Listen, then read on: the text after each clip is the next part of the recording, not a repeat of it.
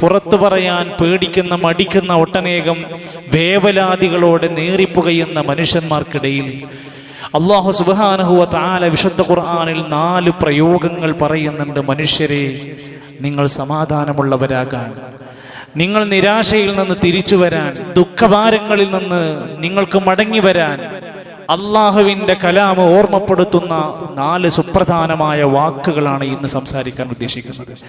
അതിലൊന്നാമത്തേത്, അള്ളാഹുവിൻ്റെ ഖുർആൻ ഏത് പാപങ്ങളിൽ അകപ്പെട്ടവനാണെങ്കിലും ഓരോ മനുഷ്യരുടെയും ജീവിതത്തിൻ്റെ വേവലാതികളിൽ ഏറ്റവും അധികം വരാൻ സാധ്യതയുള്ളത് അയാൾ ചെയ്ത പാപഭാരങ്ങളായിരിക്കും.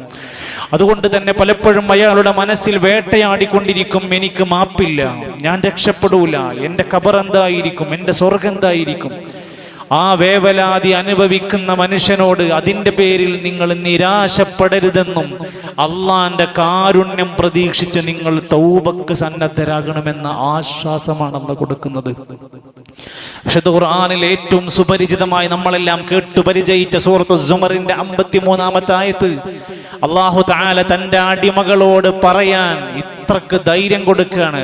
ഖുൽ യാ ഇബാദിയല്ലദീന അസ്റഫൂ അലാ അൻഫുസിഹിം, സ്വന്തത്തോട് തിന്മ ചെയ്ത, പാപങ്ങൾ ചെയ്ത, അക്രമം ചെയ്ത അടിമകളോട് പറഞ്ഞു കൊടുക്കണം നബിയേ, ലാ തഖ്നതൂ മിർ റഹ്മത്തില്ലാഹ്, അല്ലാഹുവിന്റെ കാരുണ്യത്തിൽ നിങ്ങൾ നിരാശരാകരുത്.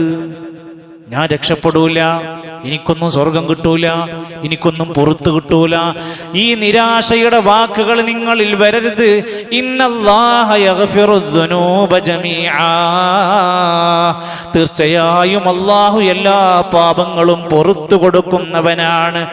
ഇന്നഹു ഹുവൽ ഗഫൂറുർ റഹീം, അവൻ പരമകാരുണ്യവാനാണ്, അവൻ അങ്ങേയറ്റത്തെ ഗഫൂറായ പാപങ്ങളെല്ലാം പുറത്തു തരുന്നവനാണ്. അള്ളാഹുവിനെ കുറിച്ചുള്ള ശുഭാപ്തി വിശ്വാസം പഠിപ്പിക്കുകയാണ്. നിരാശപ്പെട്ട് നിങ്ങളുടെ ജീവിതം തള്ളിമാറ്റരുത്. അള്ളാഹുവിന്റെ റസൂൽ സല്ലല്ലാഹു അലൈഹി വസല്ലം പരിശുദ്ധമായ ഹദീസിൽ പറഞ്ഞൊരു വാക്കുണ്ട്.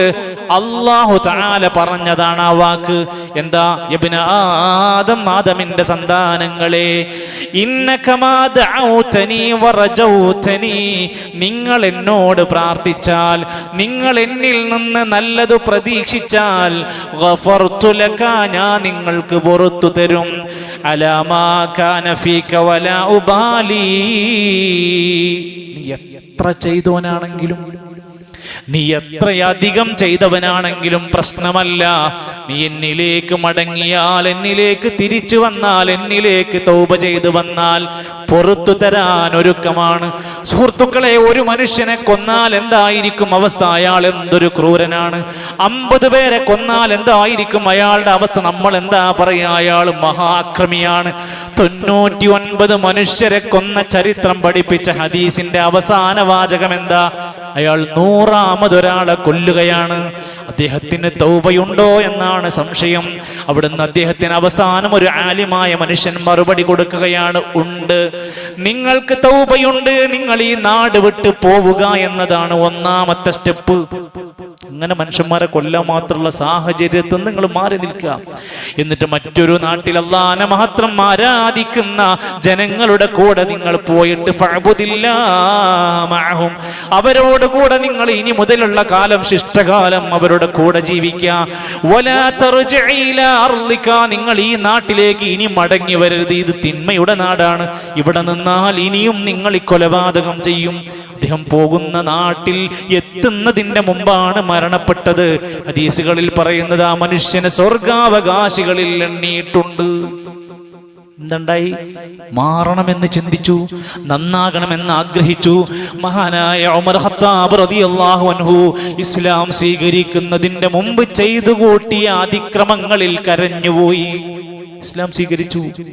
പക്ഷേ ഒറ്റയ്ക്കിരുന്ന് പല സ്ഥലങ്ങളിൽ ഇരുന്നു കൊണ്ട് ഉമർ ഖത്താബ് റളിയല്ലാഹു അൻഹു താൻ ചെയ്ത ഒട്ടനേകം ക്രൂരതകൾ, മുസ്ലിമായതിന്റെ പേരിൽ എത്രയോ മനുഷ്യന്മാരെ തല്ലിയവനായിരുന്നു. ഒട്ടനേകം ജാഹിലിയത്തുണ്ടായിരുന്ന ഉമർ ഖത്താബ് റളിയല്ലാഹു ഈ സുന്ദരമായ ഇസ്ലാം സ്വീകരിച്ചപ്പോ ഒഴിഞ്ഞിരിക്കുന്ന മൂലകളിൽ, മരുപ്പു പ്രദേശങ്ങളിൽ ഇരുന്ന് കരയാൻ തുടങ്ങി. ഞാൻ ഇത്രമാത്രം വലിയ ക്രൂരതകൾ ചെയ്തു പോയല്ലോ എന്ന് ആലോചിക്കും. കിടക്കുമ്പോ ഉമർ ഖത്താബ് റളിയല്ലാഹു അൻഹുവിനെ നബി തങ്ങൾ വിളിക്കാണ്, യാ ഉമർ, അല്ലയോ ഉമറേ, അമാ അലിംത, നിനക്കറിയില്ലേ, അന്നൽ ഇസ്ലാമ, ഈ ഇസ്ലാം എന്ന മതം അത് സ്വീകരിക്കുമ്പോ യഹ്ദിമു മാ കാന ഖബ്ല, ഇതിനു മുമ്പ് ചെയ്തതെല്ലാം പൊളിച്ച് തകർക്കപ്പെടും. കഷയണ്ട, വിഷമിക്കണ്ട, നിരാശപ്പെടണ്ട ഉമറേ. എത്ര വലിയത് ചെയ്താലും ഇസ്ലാം സ്വീകരിക്കുക എന്ന വലിയ നന്മ കൊണ്ട് നിന്റെ കഴിഞ്ഞതെല്ലാം വിട്ടുതരുന്ന മതമാണ് ഇസ്ലാം. നീ ആശ്വസിച്ചോ എന്ന് പഠിപ്പിക്കുകയാണ്. മഹാനായ അലി ഇബ്നു അബീ ത്വാലിബ് റളിയല്ലാഹു അൻഹുവിന്റെ വസിയ്യത്തിൽ കാണാം, അൽ അജബു മിമ്മൻ യഹ്ലികു വമഅഹു നജാത്ത്, രക്ഷപ്പെടാനുള്ള വഴി കൂടെയുണ്ടായിട്ട് നശിച്ചു പോകുന്നവനെ ഓർത്ത് എനിക്ക് അത്ഭുതം തോന്നാണ്. രക്ഷപ്പെടാനുള്ള മാർഗം അവന്റെ കയ്യിലുണ്ട്, എന്നിട്ട് പിന്നെ എങ്ങനെയാ അവൻ നശിച്ചു പോകുന്നത്? അഥവാ അൽ ഇസ്തിഗ്ഫാർ, ചെയ്തു പോയ പാപങ്ങൾക്ക് ഇസ്തിഗ്ഫാർ രക്ഷാമാർഗമാണ്. അതുണ്ടായിട്ട് എങ്ങനെയാ നശിക്കുന്നത്? സുഫിയാനു സൗരി റഹ്മത്തുള്ളാഹി അലൈഹി താബിഈ പണ്ഡിതന്മാരുടെ നേതാവാണ്. ലദംബുൻ വാഹിദുൻ തഖാഫു ആഖിബതഹു, നീ പേടിച്ചു പോകുന്ന ഒരു തിന്മയുടെ കാര്യത്തേക്കാൾ ഖൈറുൻ ലക മിൻ ത്വാഅത്തിൻ തുഅജിബുക, നീ ചെയ്തു പോയ നിനക്ക് അഹങ്കാരമുണ്ടാക്കാവുന്ന ഒരു നന്മയേക്കാൾ ഉത്തമമായ കാര്യം നിന്റെ പാപത്തെക്കുറിച്ചോർത്തുള്ള നിനക്ക് ഇസ്തിഗ്ഫാറാണ്. അതിനേക്കാൾ കൂലി കിട്ടുന്നത്. ഞാൻ ചെയ്ത നന്മകളൊക്കെ ഉണ്ട്, പക്ഷെ എന്റെ പാപങ്ങളെ കുറിച്ച് ആലോചിക്കുമ്പോൾ നമ്മൾ ചിന്തിക്കണം, ആ സ്ഥാനത്ത് ഇസ്തിഗ്ഫാർ എന്നത് വലിയ സ്ഥാനമാണ് കൊടുത്തിരിക്കുന്നത് എന്നർത്ഥം. സുഹൃത്തുക്കളെ, പാപം ചെയ്യുന്ന മനുഷ്യരാണ് സ്വാഭാവികമായും തിന്മകൾ ചെയ്യുമ്പോൾ, തെറ്റുകൾ സംഭവിക്കുമ്പോൾ നമ്മുടെ ഉള്ളിലുണ്ടാകുന്ന നിരാശാബോധവും കുറ്റബോധങ്ങളും ഏതൊരു മനുഷ്യനും ചിന്തിക്കണം. സ്വയം ഭോഗം ചെയ്യുന്ന മനുഷ്യന്മാർ, അത് കഴിഞ്ഞാൽ അയാൾക്കുണ്ടാകുന്നത് എന്താ? ഒരു തരം കുറ്റബോധമാണ്, നിരാശ പോണ്ട ജീവിതമാണ്. വ്യഭിചാരത്തിൽ അകപ്പെടുന്നതായ കാര്യങ്ങളെല്ലാം കഴിഞ്ഞ് പൂർത്തിയാക്കിയാൽ പിന്നെ അയാൾക്കുണ്ടാകുന്നത് എന്താ? കുറ്റബോധമാണ്. മോഷണത്തിന്റെ സംഖ്യ കയ്യിൽ അകപ്പെട്ട് അത് എത്തേണ്ടടുത്ത് എത്തിയാലും അയാളെ വേട്ടയാടുന്നത് ഒരു തരം വേവലാതിയും കുറ്റബോധവുമാണ്. ഇത് ഉണ്ടാകുമെന്നറിഞ്ഞാണ് ഇസ്ലാം പറയുന്നത്, ഇത്തഖില്ലാഹ ഹൈസുമാ കുൻത, എവിടെ പോയാലും അല്ലാഹനെ സൂക്ഷിക്കുക. എന്തെങ്കിലും തെറ്റ് നീ ചെയ്തു എന്ന് തോന്നിയാൽ വത്ബിഇ സയ്യിഅത്തൽ ഹസന, നീ നല്ല കാര്യം പിന്നെ ധാരാളം ചെയ്യുക. മനുഷ്യന്മാരാണ്, ആർക്കും തെറ്റ് സംഭവിക്കും. തെറ്റ് സംഭവിച്ചാൽ ഇനി ധാരാളം നന്മ ചെയ്യുക. തംഹുഹാ, ആ തിന്മകൾ ഈ നന്മകൾ കൊണ്ട് മായിക്കപ്പെടും. വഖാലിഖിൻ നാസ ബിഖുലുഖിൻ ഹസൻ, എന്നിട്ട് ജനങ്ങളോട് നന്നായി പെരുമാറുക, നല്ല സ്വഭാവത്തിൽ ജീവിക്കുക.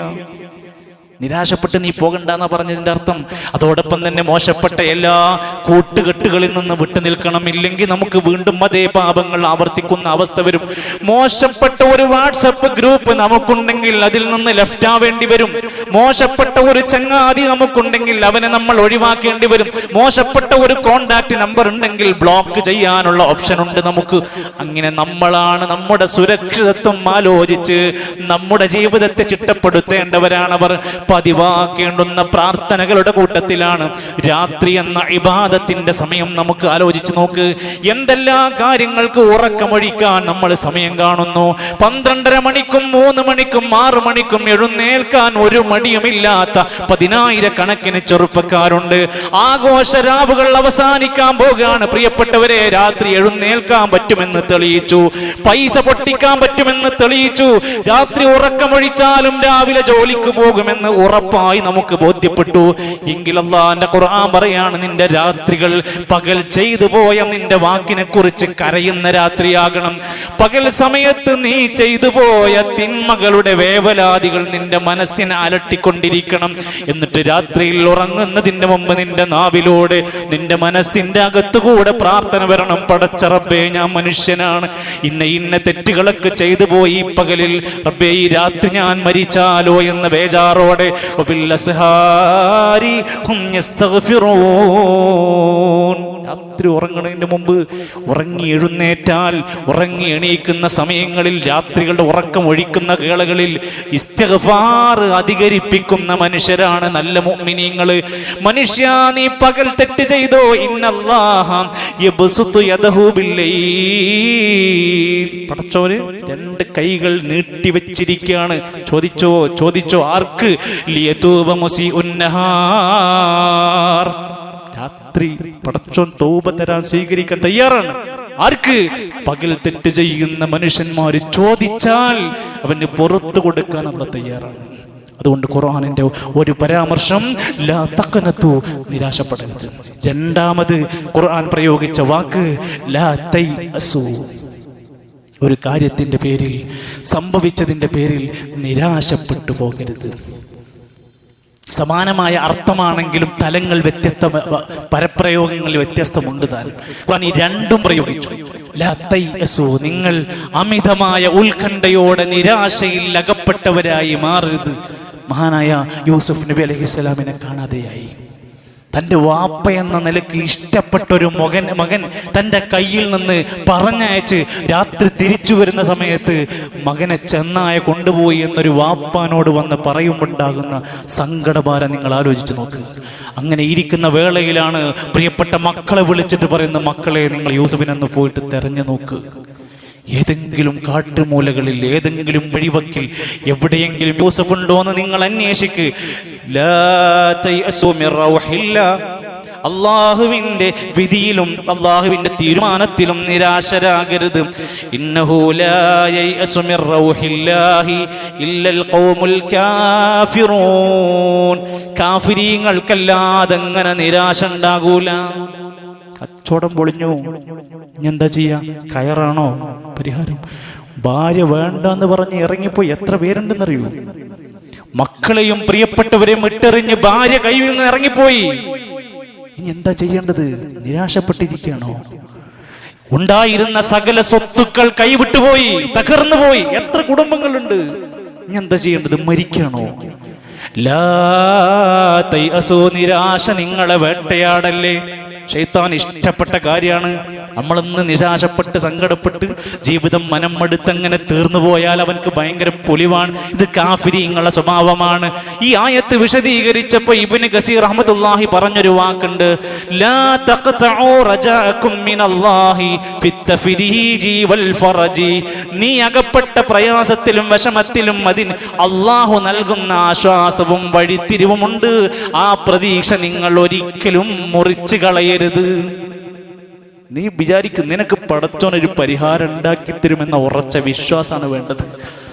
ഒരിക്കലും എഴുന്നേറ്റ് കിടക്കൂല, ഇനി ഒരിക്കലും എഴുന്നേറ്റ് ഒരു വഴിക്ക് സഞ്ചരിക്കാൻ കഴിയില്ല, ഇനി എനിക്ക് മരണമല്ലാതെ മറ്റൊന്നുമില്ല എന്ന് വിചാരിക്കാൻ പറ്റുന്ന 18 കൊല്ലക്കാലത്തെ രോഗം ബാധിച്ച അയ്യൂബ് നബി അലൈഹിസ്സലാത്തു വസ്സലാം അവസാനം വടിയിൽ കുത്തി എഴുന്നേറ്റ് രോഗശയ്യയിൽ നിന്ന് എഴുന്നേറ്റ് ആരോഗ്യവാനായി നടന്ന ചരിത്രം ഖുർആൻ പറയാണ്.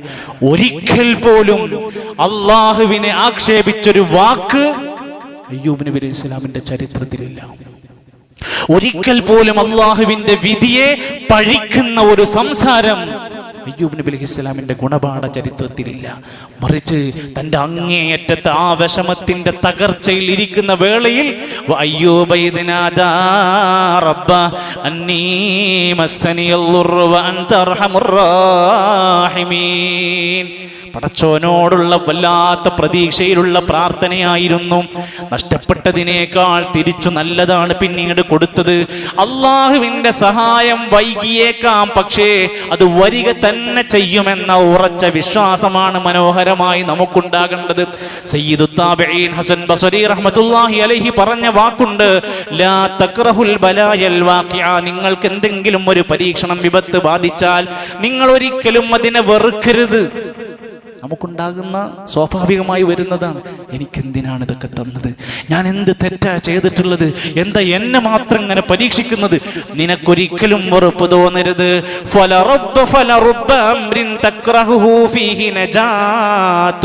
നീ വെറുക്കുന്ന കാര്യങ്ങളിലായിരിക്കും നിന്റെ രക്ഷ ഒളിഞ്ഞിരിക്കുന്നത്. നിനക്കറിയില്ല അതിന്റെ പിന്നിൽ വരാനിരിക്കുന്ന ഖൈർ എന്താണെന്ന്. വിശ്വാസികളെ, നമ്മുടെ വാഹനം അങ്ങ് പഞ്ചറായാൽ നമ്മുടെ ബിസിനസിന്റെ പണം അങ്ങ് ചോർന്നു പോയാൽ, നമ്മുടെ കടയങ്ങ് പൂട്ടിപ്പോയാൽ, നമ്മുടെ മക്കൾക്ക് വിപത്ത് ബാധിച്ചാൽ, എപ്പോഴും നമ്മുടെ നാവിലുണ്ടാവേണ്ടത് ഇന്നാ ലില്ലാഹി വ ഇന്നാ ഇലൈഹി റാജിഊൻ. മരിച്ച മാത്രം കേൾക്കുന്ന വാർത്തയല്ല, ഇത് പറയേണ്ടതല്ല. ഒരു വിപത്തിന്റെ അവസ്ഥ വന്നാ നമ്മുടെ മനസ്സിലുണ്ടാവേണ്ടത് ഇതിനേക്കാൾ മികച്ചത് പടച്ചോൻ തരുമെന്ന പ്രതീക്ഷയുടെ വാക്കാണ്. ഒരുപാട് പ്രാർത്ഥിച്ചിട്ട് ഉത്തരം കിട്ടുന്നില്ല എന്ന് പറഞ്ഞിട്ട് സ്വൈര്യക്കേടോടെ നടക്കുന്ന ധൃതി കാണിക്കുന്നവരായി നമ്മൾ മാറരുത്. പ്രാർത്ഥനയ്ക്ക് ഉത്തരം കിട്ടുമെന്ന ശുഭാപ്തി വിശ്വാസമായിരിക്കണം നമുക്കുണ്ടാവേണ്ടത്. നമ്മുടെ പ്രിയപ്പെട്ടവർ മരണപ്പെട്ടു പോയി, മക്കളെ നഷ്ടപ്പെട്ടവരുണ്ട്, മാതാപിതാക്കളെ കബറടക്കിയവരുണ്ട്, ബന്ധുക്കളെ കബറടക്കിയവരുണ്ട്, പ്രിയപ്പെട്ട സഹധർമ്മിണി ഭാര്യമാരെ കബറടക്കിയവരുണ്ട്. പ്രിയപ്പെട്ടവരെ, എന്താണ് നമ്മുടെ മനസ്സിലുണ്ടാകേണ്ട പ്രതീക്ഷ? നാളെ അവരുടെ കൂടെ സ്വർഗത്തോപ്പിൽ ഒരു ജീവിതം വരാനിരിക്കുന്നു എന്ന പ്രതീക്ഷ എപ്പോഴും നമുക്കുണ്ടാകണം. അതിനനുസരിച്ചുള്ള ജീവിതം നമ്മൾ ചിട്ടപ്പെടുത്തണം. മൂന്നാമത്തേത് അള്ളാഹുവിന്റെ ഖുർആൻ ഉപയോഗിച്ച വാക്ക് ലാ തബ്തഇസ്. നിങ്ങൾ ഒരിക്കലും ദുഃഖിച്ചു തീർക്കരുത്. എന്നും കരച്ചിലാണ്, എന്നും അയാളുടെ മുഖം കണ്ണീരിലാണ്, എന്നും അയാൾ സങ്കടത്താൽ ഇരിക്കുകയാണ്. അയാൾക്ക് ഒരു കാര്യത്തിനും ഇറങ്ങിത്തിരിക്കാൻ പറ്റുന്നില്ല. ചില മനുഷ്യരങ്ങനെയാണ്, വർഷങ്ങളായി അവർ ദുഃഖത്തിൽ മാത്രം കഴിച്ചുകൂട്ടിയിരിക്കുന്ന ആളുകൾ. മഹാനായ യൂസുഫ് നബി അലൈഹിസ്സലാമിന്റെ ചരിത്രത്തിന്റെ അവസാന ഭാഗം വായിച്ചു നോക്ക് നിങ്ങൾ. യൂസുഫ് നബി അലൈഹിസ്സലാമിനെയും ബെന്യാമീനെയും കണ്ടുമുട്ടാണ്. പ്രിയപ്പെട്ട പഴയകാല കിണറ്റിൽ കൊണ്ടുപോയിട്ട ജ്യേഷ്ഠന്മാരുടെ മുമ്പിലേക്ക് ഇവർ രണ്ടുപേരും എത്തുക. ഈ സമയത്ത് ഖാല ഇന്നി അനാ അഖൂക ഫലാ തബ്തഇസ് ബിമാ കാനൂ യഅമലൂൻ. യൂസുഫ് നബി അലൈഹിസ്സലാമിന്റെ അടുത്തേക്ക് അവരെല്ലാവരും കടന്നു വരികയാണ്. അവിടുന്ന് പറയുന്നുണ്ട്, ഞാനാണ്. യൂസുഫ് നബി പറയാണ്, ഞാൻ നിങ്ങളുടെ സഹോദരൻ തന്നെയാണ്, നിങ്ങൾ ഒരിക്കലും ദുഃഖിക്കണ്ട. അവർ പ്രവർത്തിച്ചതിന്റെ കാര്യത്തിന്റെ പേരിൽ ഇനി ദുഃഖിച്ചിരിക്കണ്ട. അങ്ങനൊക്കെ ചെയ്തു പോയല്ലോ, നമ്മളങ്ങനെ ചെയ്യാൻ പാടില്ലായിരുന്നല്ലോ എന്നൊന്നും ഇനി അത് പറഞ്ഞ് ആലോചിച്ചിരിക്കണ്ട. ത്വായിഫിലേക്ക് പോയി. എന്തിനാ നബി തങ്ങൾ പോയതെന്ന് വായിച്ചു നോക്ക് ചരിത്രത്തിൽ. മക്കയിലെ പീഡനങ്ങൾ സഹിക്കവയ്യാതെ രക്ഷപ്പെടാൻ പറ്റുമെന്ന് വിചാരിച്ചിട്ടാ പോയത്. ആരാണ് അവിടെ? ഉമ്മാന്റെ കുടുംബക്കാരൊക്കെ ഉണ്ട് അവിടെ. അവിടെ ചെന്ന് ഏറ് കിട്ടിയിട്ട് കാലിൽ നിന്ന് നെറ്റിത്തടത്തിൽ നിന്ന് രക്തം വാർന്ന് തിരിച്ചു നടക്കുകയാണ് ആ പ്രവാചകൻ നബി കരീം സല്ലല്ലാഹു അലൈഹി വസല്ലം. അവിടുന്ന് ആ ജനതക്ക് വേണ്ടി പറഞ്ഞ വാക്കുണ്ട്, ബൽ അർജു അൻ യുഖ്രിജല്ലാഹു മിൻ അസ്ലാബിഹിം മൻ യഅ്ബുദുല്ലാഹ വഹ്ദ. അല്ലാഹുവിനെ മാത്രം ആരാധിക്കുന്ന ഒരു സംഘം ആളുകൾ ഭാവിയിൽ ഈ ത്വായിഫിൽ നിന്നുണ്ടാകട്ടെ, ഉണ്ടാകുമെന്ന് പറഞ്ഞ് പ്രതീക്ഷയോടെ മടങ്ങിപ്പോരാണ്. ദുഃഖിച്ചിരിക്കല്ല, തളർന്നിരിക്കല്ല. മഹാനായ ശൈഖുൽ ഇസ്ലാം ഇബ്നു തൈമിയ റഹ്മത്തുള്ളാഹി അലൈഹിയെ എത്ര തവണയാണ് ദീന് പറഞ്ഞതിന്റെ പേരിൽ, ഹക്ക് പറഞ്ഞതിന്റെ പേരിൽ ജയിലിനകത്തേക്ക് കൊണ്ടുപോയിടും. പലതരത്തിലുള്ള ശിക്ഷകൾ അനുഭവിക്കേണ്ടി വന്നു. അവസാനം ശൈഖുൽ ഇസ്ലാം പറഞ്ഞ വാക്കുണ്ട്, മാ യസ്നഉ അദാഇ ബി. എന്റെ ശത്രുക്കൾക്ക് എന്നെ എന്ത് ചെയ്യാൻ പറ്റും? അന ജന്നതി വ ബുസ്താനി ഫീ സദ്രി. എന്റെ സ്വർഗ്ഗവും എന്റെ പൂന്തോട്ടവും എന്റെ നെഞ്ചിലാണ്, എന്റെ ഈമാനാണ്. അത് അവർക്ക് കളയാൻ കഴിയൂല. തല്ലിക്കൊല്ല, കഴുത്തിൽ കഴുമരത്തിൽ തൂക്കിക്കൊല്ല, എന്നെ ശിക്ഷിക്കാം, ജയിലിലിടാം. എന്റെ ഈമാനിനെ തകർക്കാൻ അവർക്ക് ഇതുകൊണ്ട് കഴിയൂല. ഇൻ ഖതലൂനി ഫശഹാദ. ഈ സത്യം പറഞ്ഞതിന്റെ പേരിൽ എന്നെ കൊന്നാൽ ഞാൻ ഷഹാദത്ത് വഹിക്കുന്ന രക്തസാക്ഷിയായി മാറും. എനിക്ക് പ്രതീക്ഷയുണ്ട്. വ ഇന്ന ഫൗനി ഫസിയ. എന്നെ ഈ നാട്ടിൽ നിന്ന് നാട് കടത്തിയാൽ എനിക്കതൊരു വിനോദയാത്ര പോലെ ഞാൻ ആസ്വദിക്കും. എനിക്ക് പ്രശ്നമല്ല, എന്റെ ഈമാൻ ഞാൻ കളയൂല. ഇനി എന്നെ പിടിച്ച് സത്യത്തിന്റെ പേരിൽ അവർ ജയിലിലിട്ട് തടവറയിലിട്ടാൽ ഒറ്റയ്ക്കിരുന്ന് ധ്യാനത്തിലിരിക്കുന്നവനെ പോലെ ഏകാന്തമായി അള്ളാനെ ആരാധിക്കാൻ ഞാൻ അവസരം ഉപയോഗിക്കും. എനിക്ക് പ്രശ്നമില്ല. ഏത് പ്രതിസന്ധി എൻ്റെ മുമ്പിൽ അവർ ഇട്ട് കൊണ്ടു തന്നാലും ഞാൻ അതിനെ ഹൈറായിട്ട് ചിന്തിക്കുമെന്ന്. നമ്മളൊക്കെ പല ആളുകളും പല വിപത്തുകളും പ്രയാസം വിഷമൊക്കെ പറയുമ്പോൾ പറയും, അങ്ങനെ ചെയ്തിരുന്നെങ്കിൽ ഇങ്ങനെ ആകൂലായിരുന്നു, അങ്ങനെ പറഞ്ഞിരുന്നെങ്കിൽ ഇങ്ങനെ ആകൂലായിരുന്നു. പറയരുത്. ഖദ്ദറല്ലാഹു വമാ ശാഅ ഫഅൽ. അത് അല്ലാഹു വിധിച്ചതാണ്. അതങ്ങനെ നടക്കൂ, അങ്ങനെ പറയാൻ പാടുള്ളൂ. ഖദ്ദറല്ലാഹു വമാ ശാഅ ഫഅൽ. നാലാമത്തേത് വിശുദ്ധ ഖുർആൻ പ്രയോഗിച്ചത് ലാ തഖഫ്, നിങ്ങൾ പേടിക്കരുത്. ജീവിതത്തിന്റെ ഏതേത് ഘട്ടങ്ങൾ നമ്മുടെ മുമ്പിൽ ഇങ്ങനെ സമുദ്രത്തിന്റെ കൂറ്റൻ തിരമാലകൾ പോലെ പർവ്വത സമാനമായ പ്രയാസങ്ങൾ, സംഘർഷങ്ങൾ മനസ്സിന്റെ ഉള്ളിൽ കയറിപ്പറ്റിയാൽ പേടിയുള്ളവനാണ് മനുഷ്യൻ. പക്ഷെ ആ പേടി അവനെ തകർക്കും. ലാ തഖഫ്, ഖുർആൻ പ്രയോഗിച്ച വാക്ക് ഒരു ഉദാഹരണം സഹിതം വിശദീകരിച്ചത് മൂസാ നബി അലൈഹിസ്സലാത്തു വസ്സലാം ഫിർഔനിന്റെ കൊട്ടാരത്തിൽ നിന്ന് പുറത്തിറങ്ങി.